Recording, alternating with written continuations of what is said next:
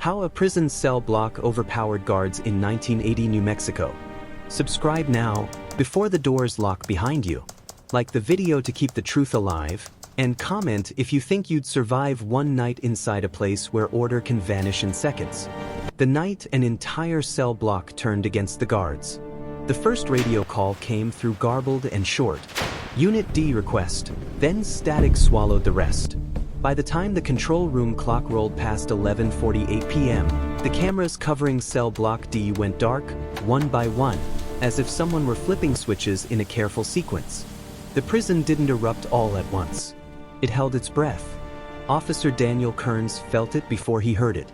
The noise was wrong, too coordinated, too deliberate. Not shouting, not panic. A low, spreading murmur that moved through the tier like a tide. He stood at the officer's desk with a clipboard under his arm, counting heads for late lock-in, when the lights flickered and the emergency generator kicked on with a hollow thud. Staffing had been thin all night. 2 officers where there should have been 5. The rest were covering medical transports and an understaffed intake shift. Control, confirm status, Kearns said into his radio. Nothing. The cell doors were still locked. The rules were still the rules. But the sound changed again, metal tapping metal, rhythmic and patient. Someone had started a count of their own. Captain Renee Alvarez was driving home when the call came in. She turned around without thinking, blue lights flashing as she cut through empty streets toward the facility. Alvarez had worked corrections for 20 years. She'd learned that uprisings weren't born from chaos. They were born from routines that stopped working. When she arrived, the front gate was a knot of vehicles and raised voices. The warden stood under the sodium lights, jaw tight, listening to a supervisor explain what little they knew. Unit D lost camera feed. Radio's intermittent.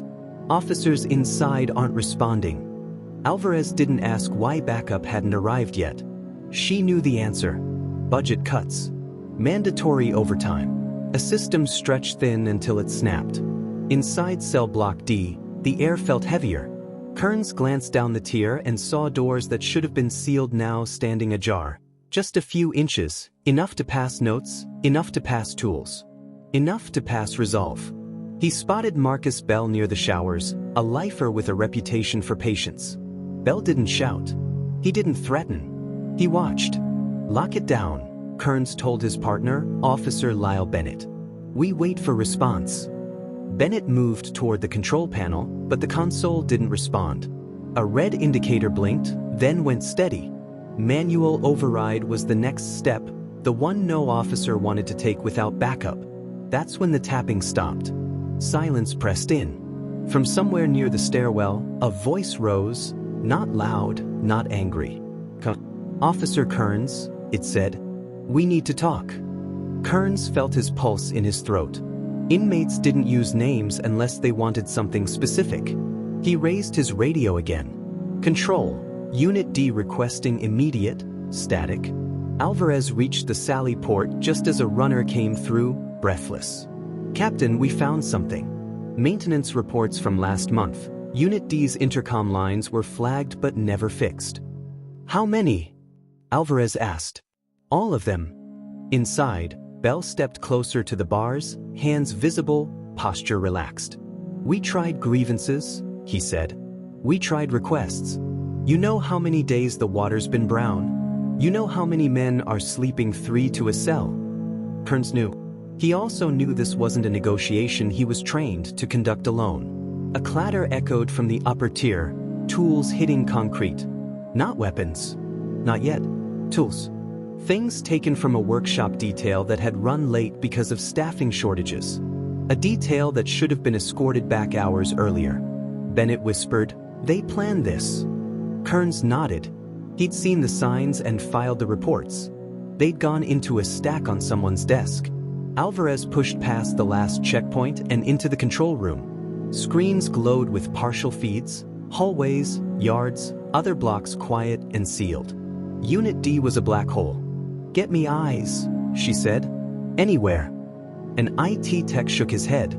They cut the auxiliary feed. Only way in is physical. Alvarez stared at the map on the wall, tracing the narrow routes. How long since last officer check-in? 7 minutes. 7 minutes inside a block that had decided to move as one. Back on the tier, Bell stepped back, giving space, a gesture meant to calm. "No one needs to get hurt," he said. "But you need to hear us. Tonight." The cell doors shuddered as pressure hit them from multiple points. Not a rush. Test. Kearns backed toward the desk, eyes scanning for exits that didn't exist. He thought of the training videos, the drills that ended with backup arriving just in time. The lights flickered again. Then the emergency alarm, silent in Unit D, sounded elsewhere in the facility. Alvarez grabbed a headset. "All units, hold positions.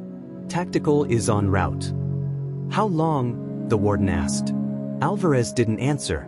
She was looking at a maintenance schematic someone had finally pulled up.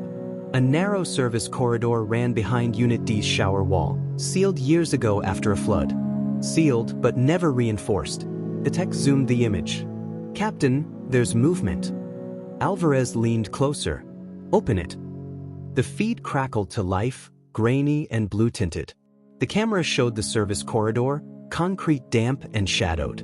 And there, carved cleanly into the wall from the inside, was a rectangular opening, fresh, precise. Alvarez felt the weight of it settle. This wasn't a spontaneous revolt. It was a coordinated breach. And it had started long before tonight. When order collapsed, the corridor behind the shower wall shouldn't have existed anymore. It was supposed to be sealed, forgotten, erased from daily operations after the flood years earlier. Yet there it was on the screen, concrete dust still clinging to the edges of a clean, rectangular breach. Whoever made it knew exactly where to cut. No wasted effort. No panic.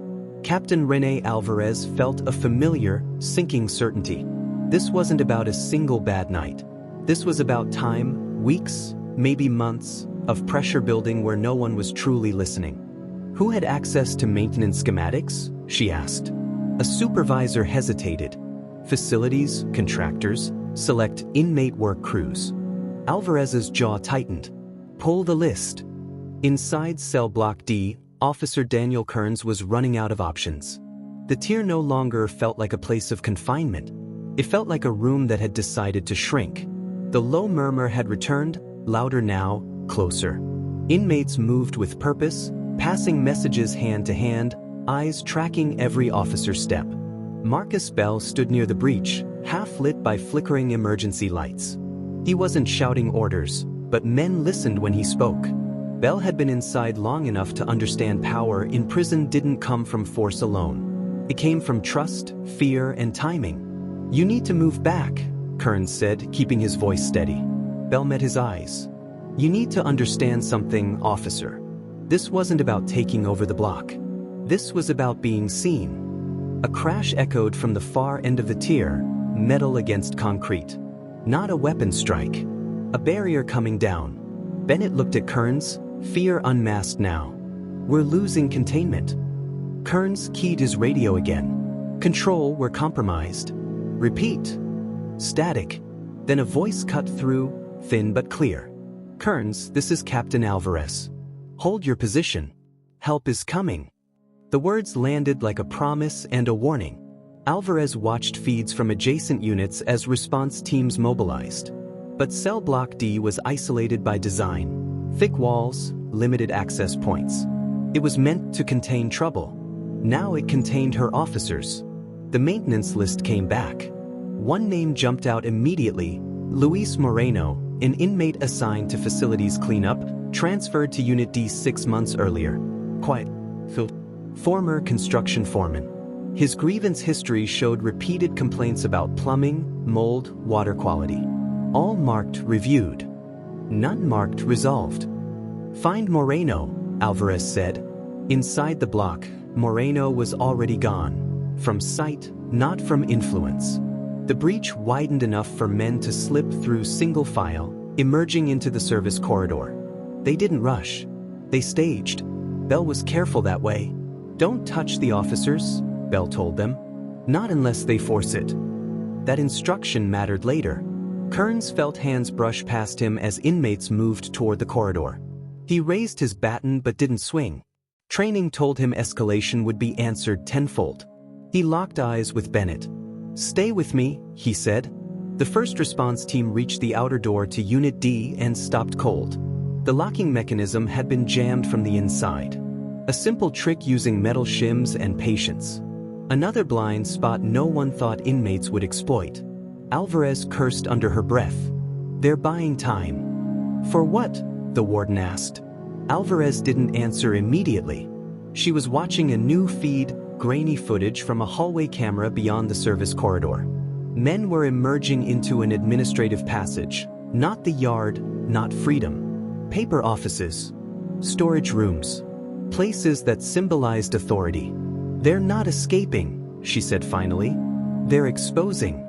Inside the corridor, Moreno stopped at a junction and held up a hand. He pointed, not toward exits, but toward a locked storage cage. Inside were boxes of unopened supplies. Mattresses, bottled water, hygiene kits. Items inmates had been told were unavailable due to shortages. A murmur rippled through the group. Anger sharpened into something colder. Bell stepped forward, voice low. "This is what we asked for." Back on the tier, Kearns felt the shift. The energy wasn't frantic anymore. It was controlled. Purposeful. That scared him more than chaos. Alvarez ordered negotiators forward, but the delay had already done its damage. Word spread faster than any radio transmission. Other blocks began banging in solidarity, not rising but responding. The facility was balancing on a knife's edge. Then came the moment that changed everything. A junior officer, cut off from the main group, stumbled near the corridor entrance. An inmate grabbed his arm, not to strike, but to steady him as he slipped on the wet floor. Cameras caught it all. A brief, human gesture amid the tension. The image hit the control room monitors. Silence followed. Alvarez stared at the screen. "They're controlling themselves," she said. "That means they have leadership." Negotiators finally made contact. Bell spoke through the intercom line that still worked, his words calm, measured. "We want inspectors. Independent ones. We want the public to know what's here. And we want written guarantees, now." The warden shook his head. "We can't agree to that under duress." Alvarez turned to him. "We already are." Outside, sirens wailed as state police arrived. Tactical teams took positions. Spotlights washed over the walls. Inside, Bell watched the light spill through narrow windows and nodded once. "Time," he said. The inmates began moving back toward the tier, not retreating but resetting. Kearns realized then that the most dangerous part wasn't what had happened. It was what they were about to leave behind. Because when inspectors finally entered Unit D hours later, they wouldn't just find damage. They would find proof. And it would show this night was never meant to stay inside the walls. What the walls couldn't hide. By the time the sun crept over the outer walls, cell block D no longer belonged to the inmates or the guards. It belonged to the record. Cameras rolled as state inspectors entered behind Captain Rene Alvarez, their boots crunching over concrete dust that hadn't been there the night before. The uprising was over, not with force, but with exhaustion and something rarer inside a prison, restraint. The inmates were back in their cells. Doors locked. Counts reconciled. No deaths. No fires. No mass injuries.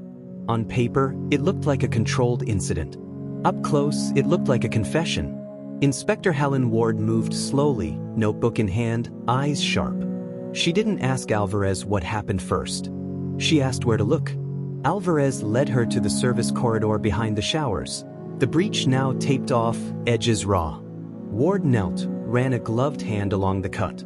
"Not rushed," Ward said. "Measured." They followed the corridor into the administrative passage. The storage cage stood open.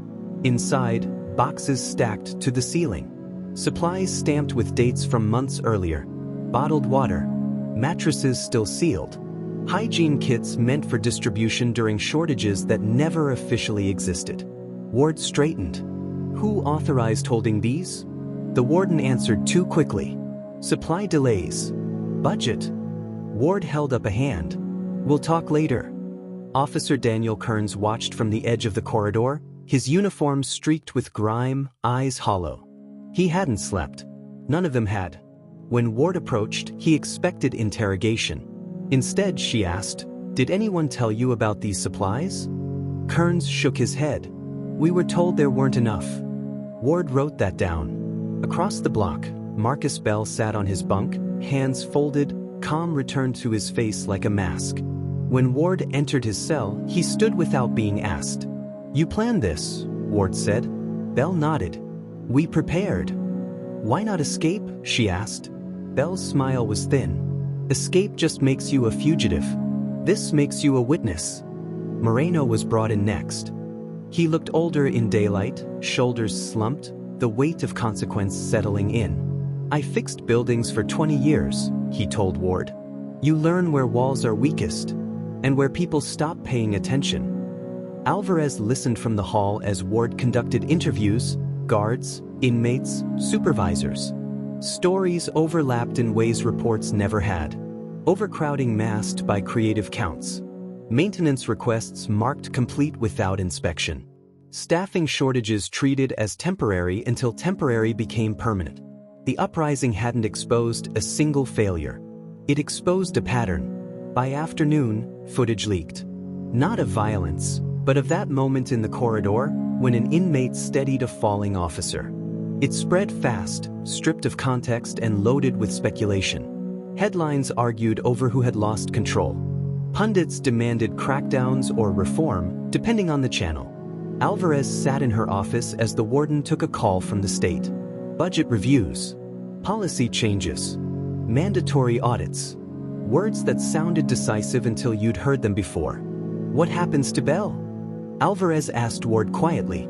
"He'll be charged," Ward said. "So will Moreno. So will others." "And the conditions?" Ward closed her notebook. "That depends on how loud this gets." Bell was transferred that night. Not to a harsher block, but to segregation pending hearings. As he passed Kearns, he paused. "You did your job," Bell said. "So did we." Kearns didn't respond. He wasn't sure which part scared him more, that Bell believed it, or that part of him understood. Weeks later, the official report landed. It listed causes without naming culprits. It recommended reforms without assigning blame. It praised restraint. It condemned breakdowns. It promised oversight. Alvarez read it twice, then set it aside. 3 months later, a package arrived at her home. No return address. Inside was a copy of a maintenance schematic, Unit D, marked in pencil. Along the margin, a note in careful handwriting. "They fixed the corridor. Not the pressure." Alvarez stared at it until the room went dark. Across the country, smaller incidents followed. Not riots. Not headlines. Just refusals. Coordinated grievances. Work stoppages timed to inspections. Inmates who knew how to make noise without giving anyone an excuse to silence them. Bell's hearing came and went. His sentence was extended. Moreno was reassigned, then transferred. The guards returned to work under new protocols, more cameras, more training, more counting. On paper, the system improved. Inside the walls, the memory lingered. Because the night an entire cell block turned against the guards wasn't remembered for the damage done. It was remembered for the moment everyone realized the same thing at once. Order doesn't collapse when rules are broken. It collapses when rules stop meaning anything at all. And somewhere, in a prison that hasn't made the news yet, someone is counting time. If this story pulled you in, you're not ready for the next one. Hit subscribe, because some nights don't end when the doors lock.